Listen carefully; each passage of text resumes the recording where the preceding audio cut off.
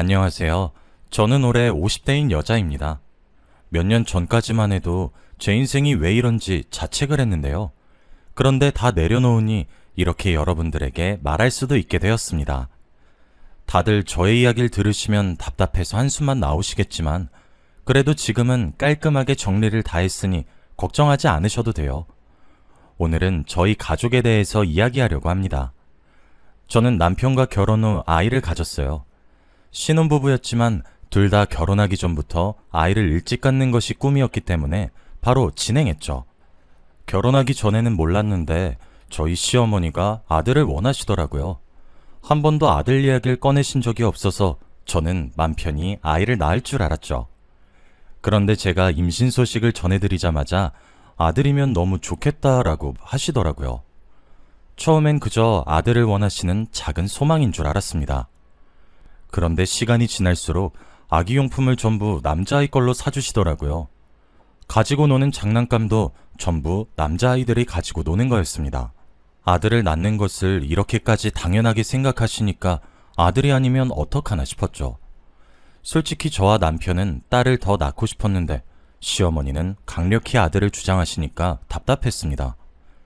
그리고 저는 아이를 출산했어요. 아이의 성별은 바로 여자였습니다.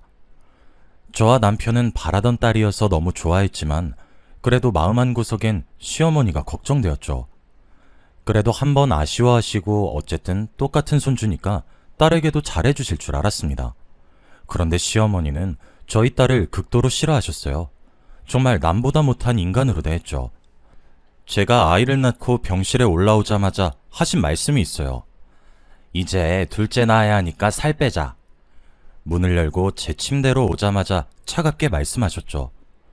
저와 남편은 방금까지 아이를 낳고 온 사람한테 어떻게 둘째를 낳냐는 말을 할 수 있냐며 둘째 생각은 죽어도 없다고 했어요.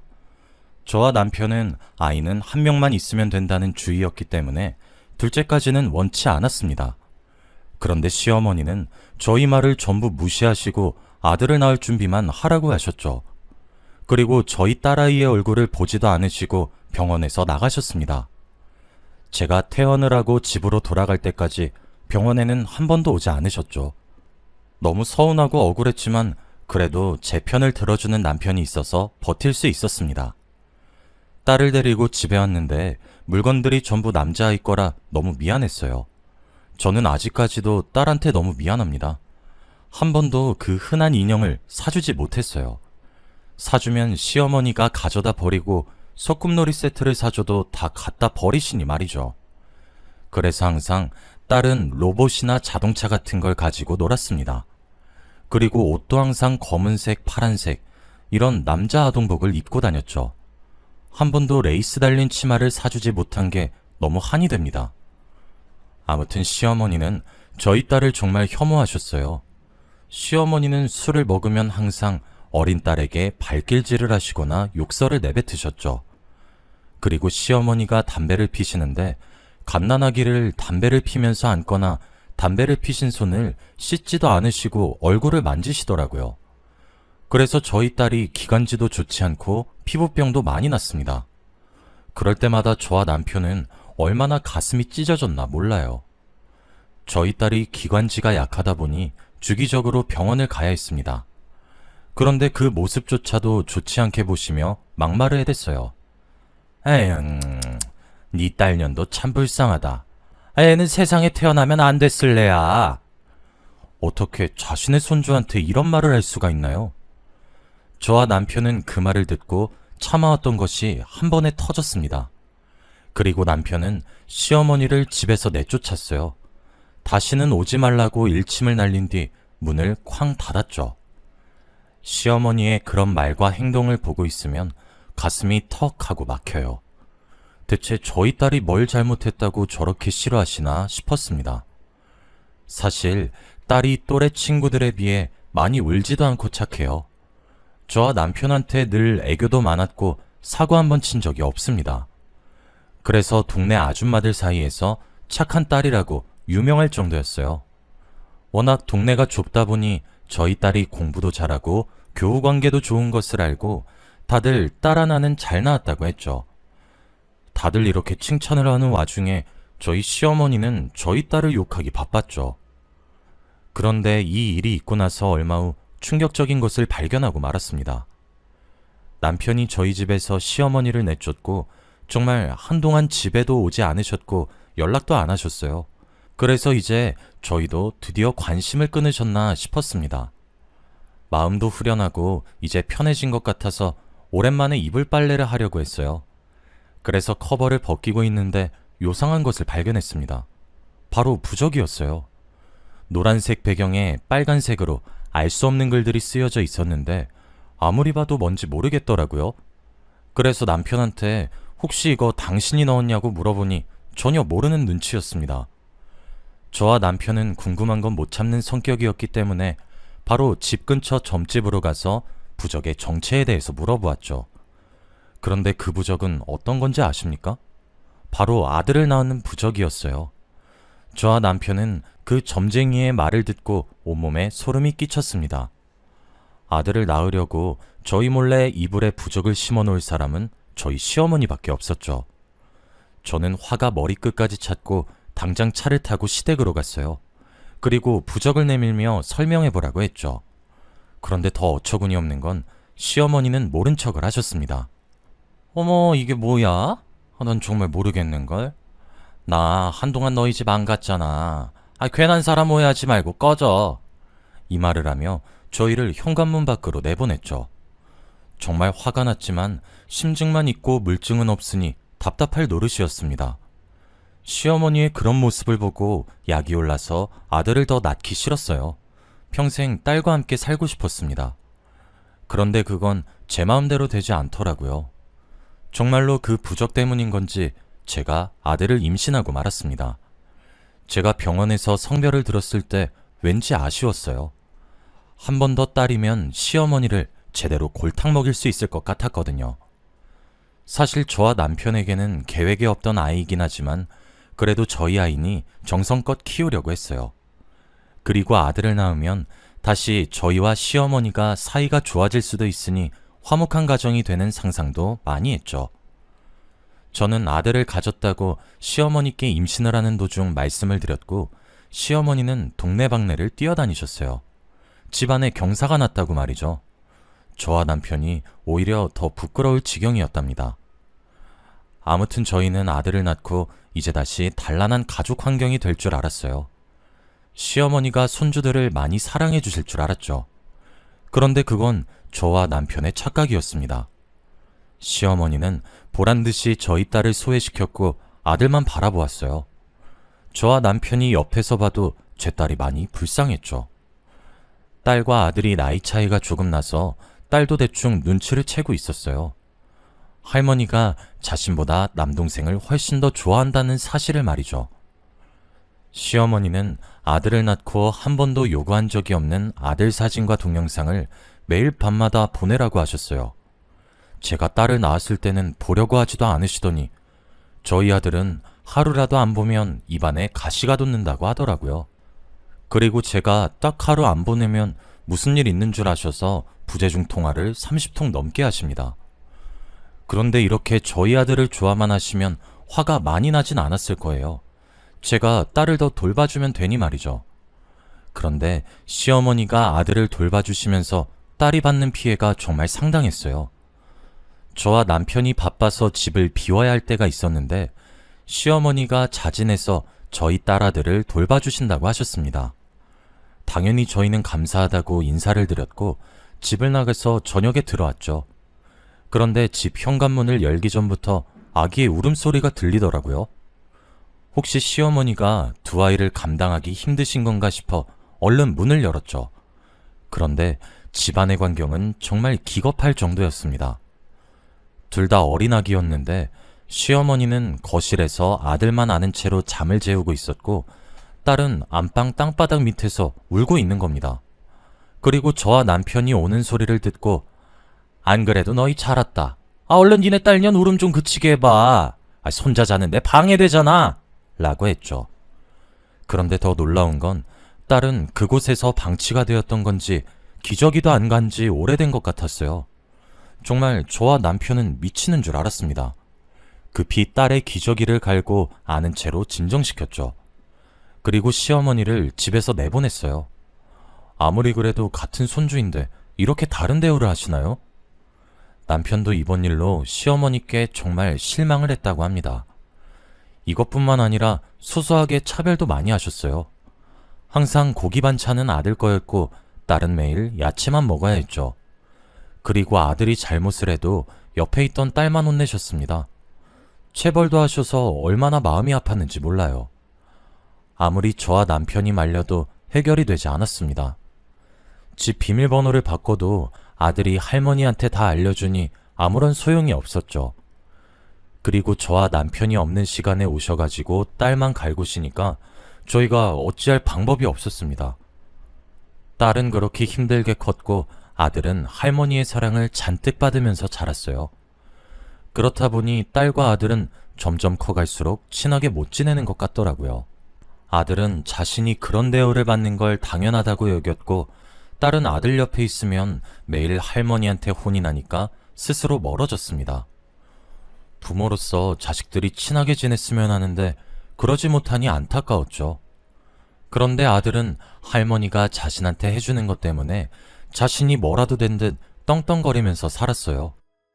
저희한테 돈을 달라는 건 당연했고 길거리에서 자신과 눈 마주치는 사람을 보기만 해도 뭘 보냐고 시비를 걸기도 했죠. 저와 남편은 자꾸 이렇게 엇나가는 아들을 보면서 정말 걱정되었습니다. 그리고 결국 학교에서 사고도 치게 되었죠. 친구들을 때리거나 술, 담배도 해서 제가 학교에 많이 불려갔습니다. 정말 고개를 들 수 없었어요. 학교에서 끝이 나는 게 아니라 다른 학교 학생들이나 어른들, 그리고 길거리를 지나가는 시민들한테까지 시비를 거니까 경찰서로 가게 되더라고요. 그런데 그럴 때마다 저와 남편이 아무리 사과를 하고 혼을 내도 나아지지 않았습니다. 이제 합의하는 것도 지쳤고 합의금을 지불하는 것도 아무 의미 없다고 생각했죠. 그래서 점점 아들한테 손을 떼고 있었습니다. 그런데 아들이 또 한 번 사고를 쳤는데 그때부터 시어머니가 나섰어요. 피해자 가족들을 직접 찾아가셔서 얘가 부모가 없어서 그래요. 내가 교육을 잘못 시켰어요. 라며 없는 말을 지어냈고 저희 아들을 부모한테 버림받은 애라고 하시더라고요. 그렇게 시어머니는 불쌍한 연기를 하며 어떻게든 피해자랑 합의를 하려고 하셨습니다. 저와 남편은 애 버릇 고치려면 소년원에 보내야 한다고 말을 했지만 시어머니는 오히려 화를 내며 절대 소년원에 보낼 수 없다고 하셨죠. 그래서 시어머니의 사비로 합의금을 다 지불하셨습니다. 아들은 이것을 당연하게 여겼고요. 저와 남편은 그런 아들의 모습에 정도 많이 떨어졌고 한숨만 나왔습니다. 그런데 아들과 정반대였던 딸은 한 번도 사고를 친 적이 없어요. 전교 회장 출신에다가 밖에서는 성격이 활발한 편이었죠. 집에서만 침울한 딸이었습니다. 그래서 학부모 상담을 하러 갔을 때도 선생님께서 좋은 말만 해주시더라고요. 1학년 땐 학급 반장을 하고 2, 3학년 때에는 학교회장, 부회장까지 다 한 학생은 저희 딸이 처음이라고 하면서 말이죠. 저는 그 말을 듣고 어깨가 잔뜩 솟았고 기분이 좋아졌습니다. 그리고 딸은 서울에 있는 유명한 대학교를 들어갔어요. 저와 남편은 그렇게 스스로 척척 잘해내는 딸이 너무 자랑스러웠습니다. 딸한테 해준 것도 없고 못난 부모인데도 이렇게 잘해주니 너무 고마웠죠.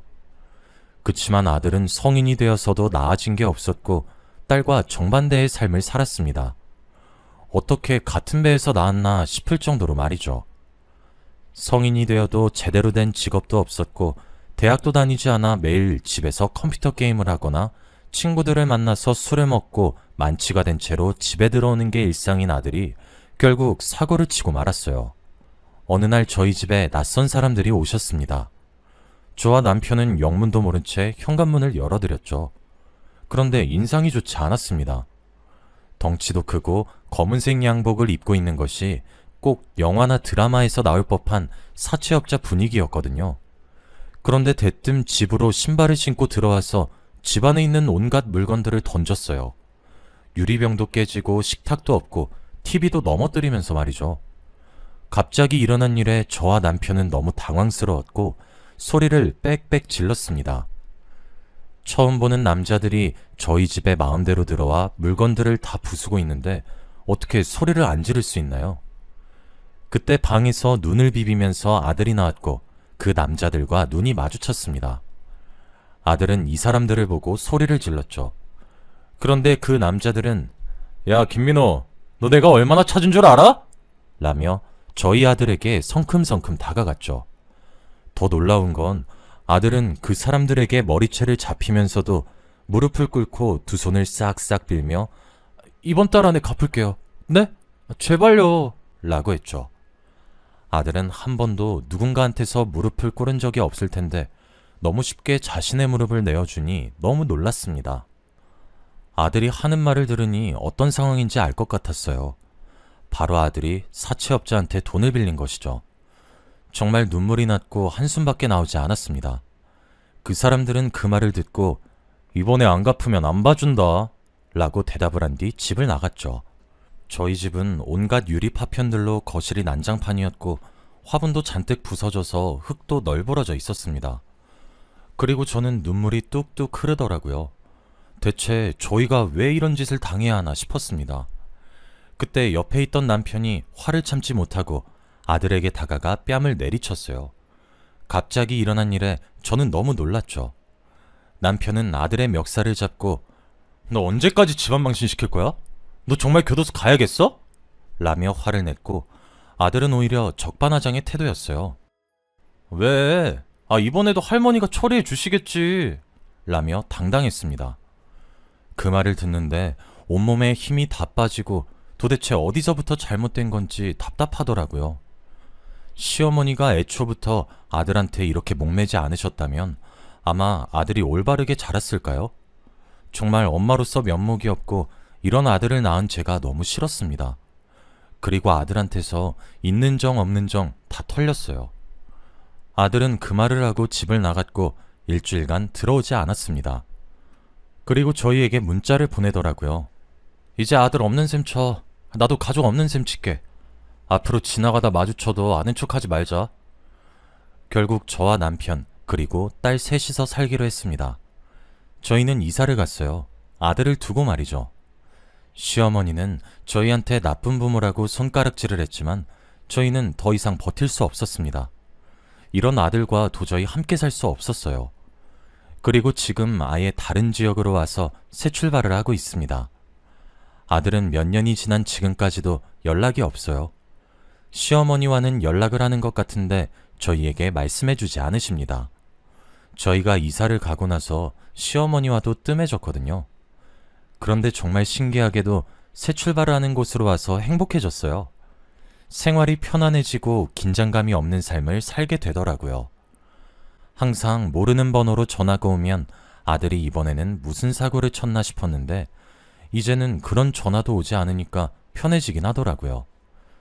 딸도 지금 대학 생활을 잘하고 있고 저와 남편도 직장을 옮겼기 때문에 행복해요. 그래도 아들이 지금 어디서 어떻게 살고 있는지 궁금은 합니다. 아들이 연락이 와서 만나자고 하면 나갈 것 같긴 해요. 그렇지만 지금은 아닌 것 같습니다. 조금 더 아들의 버릇이 고쳐졌으면 좋겠네요. 어디서 사람을 때리거나 나쁜 짓만 하지 않길 바라고 있습니다. 저와 남편이 매년 아들 생일마다 생일 축하한다고 문자를 보내고 있지만 한 번도 답장을 한 적이 없네요. 한 번은 죽은 건 아닌가 싶어서 가족관계 증명서를 떼보니 살아는 있더라고요. 돈 필요하다는 연락이라도 좋으니 그래도 한번 만나는 보고 싶습니다. 어떻게 자랐는지 궁금하긴 하거든요. 못난 부모지만 그래도 핏줄은 끊을 수 없는 건지 보고 싶긴 합니다. 다들 저의 이야기를 들으시고 자식들 차별 대우하지 않으셨으면 좋겠어요. 저는 아직도 딸한테 못해준 게 많아서 미안합니다. 지금이라도 그 한을 풀어보려고 하는 중이에요. 다들 저의 이야기를 들어주셔서 감사합니다.